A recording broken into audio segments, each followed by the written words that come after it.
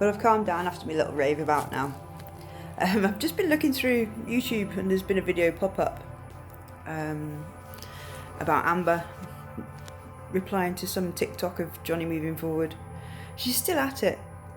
She's still blaming the jury and blaming Johnny, and everybody's against her.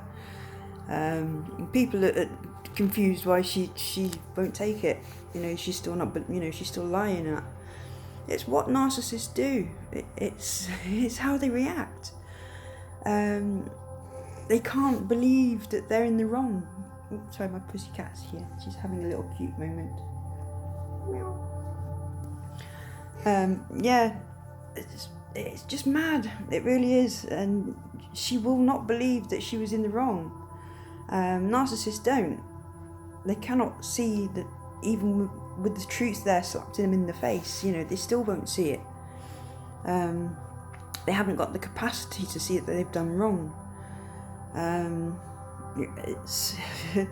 It's hard to explain, it really is, but it's all to do with how the brain's set up, how the brain functions or doesn't function for her case.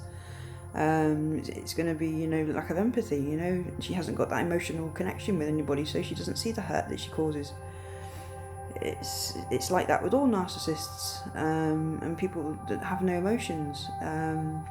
This is why they see people as things. They're not human beings. They're like a toaster or something like that, a possession, something to own and to get a use out of.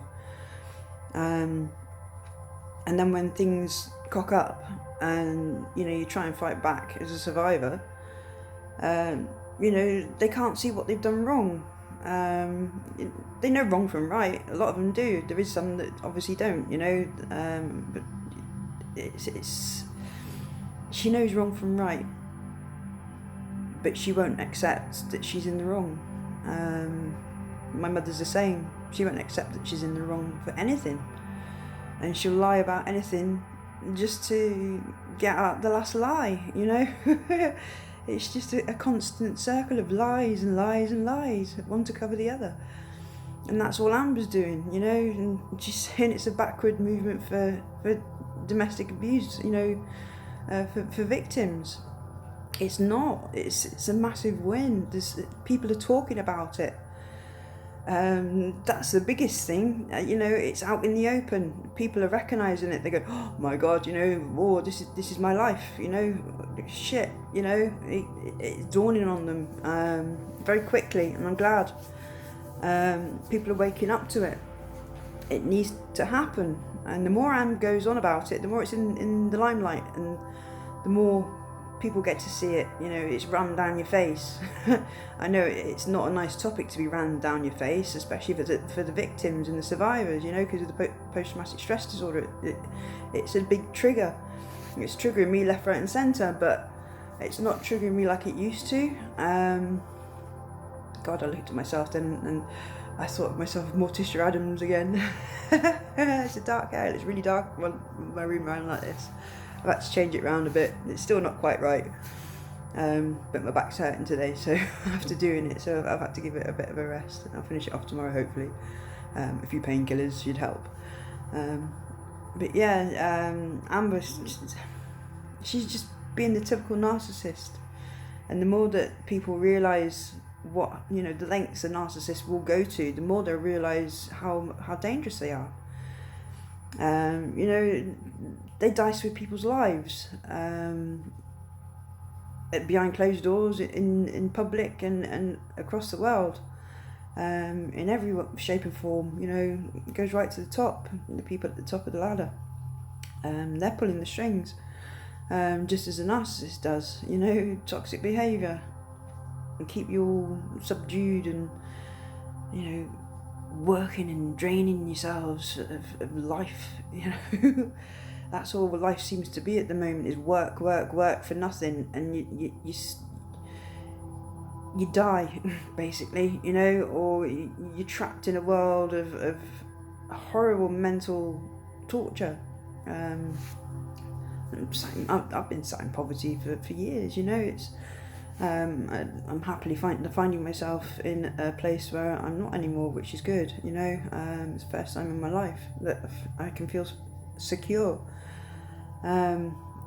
You know, I'm 47, you know, everybody should have a chance of feeling secure all the way through their life, you know. But it doesn't work that way, not in this world, unfortunately. But it is the toxic people that are ruling this world that are keeping us like this. And then we're having it at home in the family as well, you know, or with your partner. You get it on the telly rammed in your face constantly, in the media and on the news and soap operas, you know, even reality TV, you know, it's all a me type things, and it's horrible. It really is. You know, we should be starting to think of each other and you know what we do to each other. You know, it's horrible what people can do. It's not the monsters under your bed and the ghosties and ghoulies you got to be afraid of. It's, you know, the people that are closest to you, or the people that aren't close to you as well. You know, complete strangers. You know, they come in all shapes and forms. It's not just men. It's not just women. It's everybody. Well, not everybody, obviously, but you know what I mean. There's a wide range of good people and a wide range of bad people. Well, I suppose I shouldn't say bad people. You know, that they have their own mental illnesses, their own problems.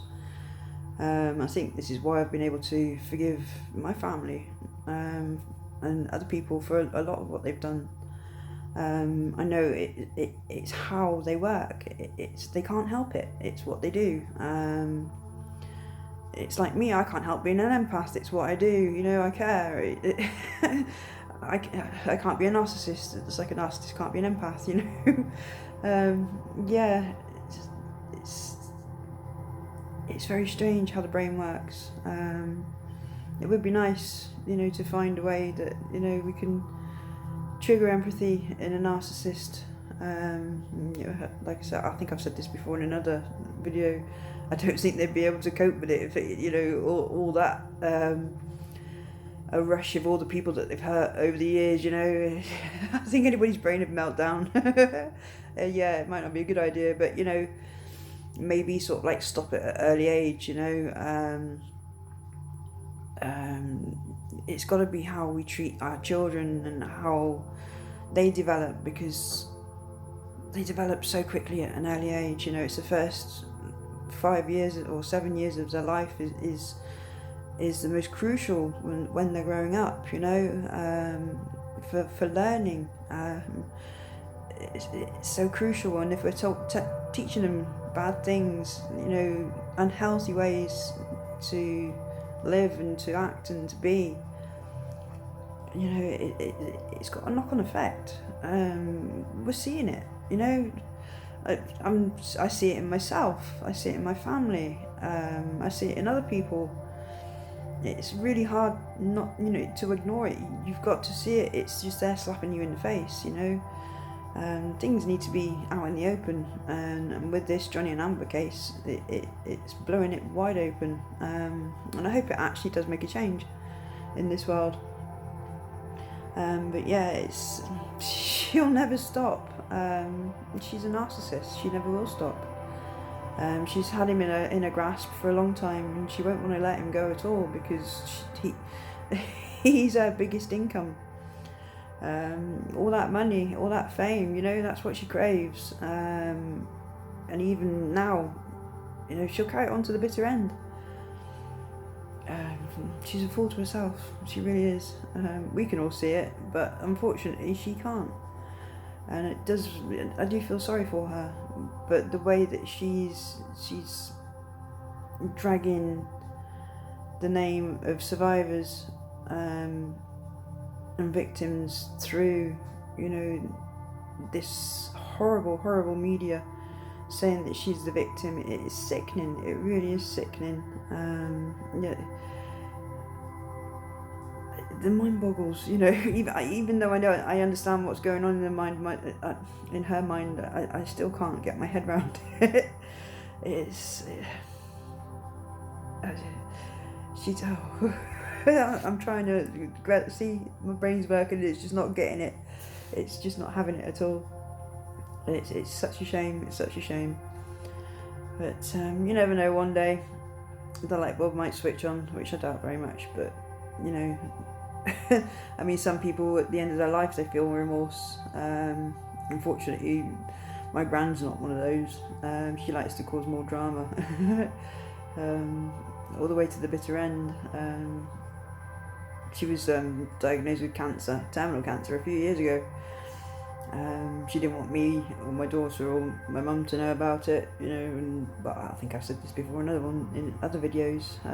You know, it's just what they do. Unfortunately, she'll never change. Same as Amber, same as all the rest of them. But yeah, I thought I'd share that with you. So yeah, if you're in the sort of toxic relationship, you're recognising all the things that's going on, like with Johnny and Amber, and you see it around you, you know, there is help out there. There are people that care and people that know what's going on. You just have to reach out, but do it safely. Do it in your own time. But your situation's not going to get better. I thought it was on many different partners. Even in my own family, I thought it was going to get better. I thought my mum would stop lying, you know. I was like, she'll tell me the truth this time, But no, obviously not. But yeah, the penny does drop eventually. But the sooner the penny drops, the sooner you can get out and you can get back into your own life. You can survive after it. I mean, I'm a single woman. I have been for a long time. I've had partners, you know, toxic ones in between, like, it's lasted a few years on and off. But now, you know, I've moved on completely. They have no hold over me anymore, because they used to have a hold. It's the same as my gran.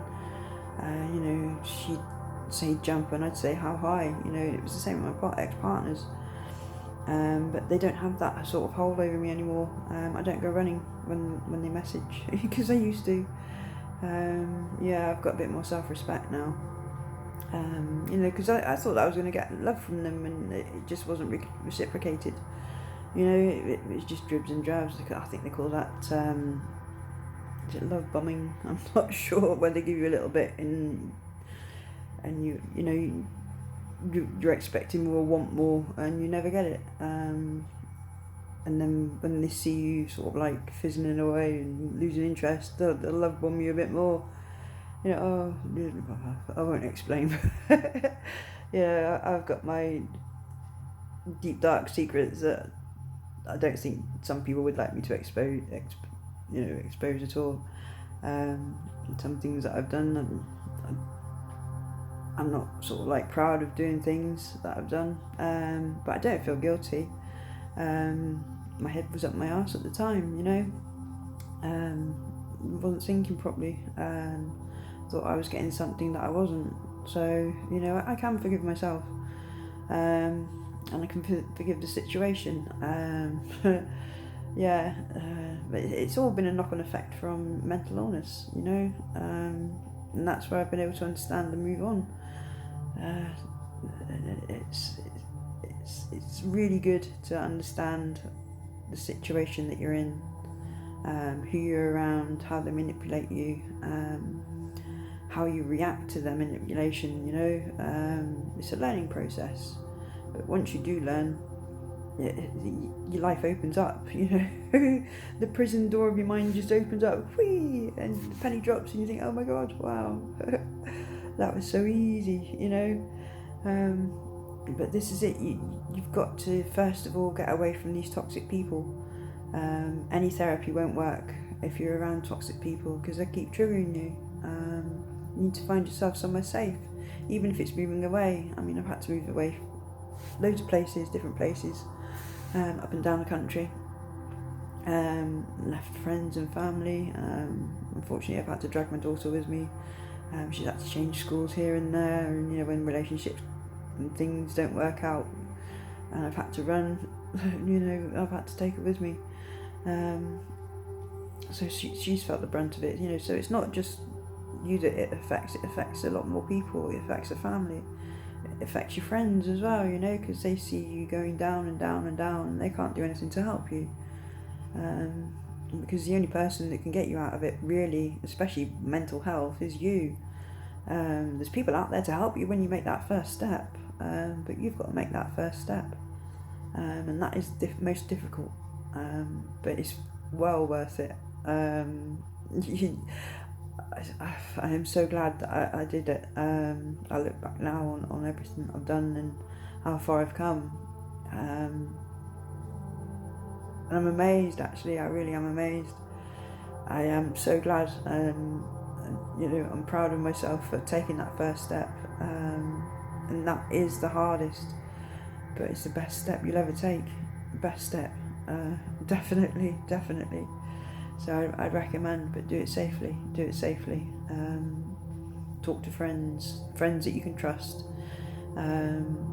If you can't trust friends, then whenever you've got a chance to, phone the police, or domestic violence lines. I'm sure there's telephone numbers. I mean, I should really do some research for you all and put some on the links below. I mean, I'll be doing all this really when I get my PC set up. The connection to the internet should be on the 9th, which is coming very soon. Is it tomorrow? I can't remember when the 9th is. But yeah, when all this is set up and going, I'll be on my PC and I'll be able to put up screens and things like that, to do all this properly, because I'm doing it all on my phone, and help a few people out there that might need it. But always believe that there's hope out there. There are people out there that will help you. It might be an upheaval, but it's well worth it. Even just for your own safety and your own peace of mind, there's laws in place to stop people from coming to get you and things like that. Don't ever think that you can't escape. Don't ever think that you have to live trapped in that situation with that person or those people, or in your mind. There is hope, very much so, for escape and healing. After the trauma, very much so. Maybe not all the way of healing, but there is a big part of you that can heal. I'm witness to that, A lot of my friends will know me that have seen me through my life. They've seen me hit rock bottom, and what I've had to go through, and my struggles, and they see me now, and I'm a completely different person. And since I've discovered a spirituality as well, I think I'm going mad. I'm sure they think I'm going mad as well. I'm just going. It just feels so surreal at the moment. Everything's clicking into place and moving forward, and I'm following what I should be doing, and it's all working out, and it's mind-boggling. It really is. There is life after abuse and after trauma. There is. But you need to want to go and get it. That's all in you. But once you make that step, there's people there that'll help you on the way. And once you start going and moving forward, it's a snowball effect, and it starts getting faster and bigger. And there's no stopping it either. But you just sit here like me now, laughing and smiling and giggling about it. It really is quite strange. But it's definitely well worth it. Right, I shall stop waffling now. It's nearly 20 minutes I've been waffling about all that. But yeah, narcissists will never change, unfortunately. So we need to start doing it from an early age, I think. Developing things and sorting people's heads up. Anyway, my pussycat's sort of like all comfy and asleep now. So I think it's time that I should be doing that as well. So I shall say night, everybody. Thank you for watching. Thank you for your subscriptions and comments and likes and everything. It's brilliant that what you're all saying. I'm very humbled. It's lovely. Some amazing people out there. You're all beautiful, and I love you lots. So good night, everyone. Bye bye.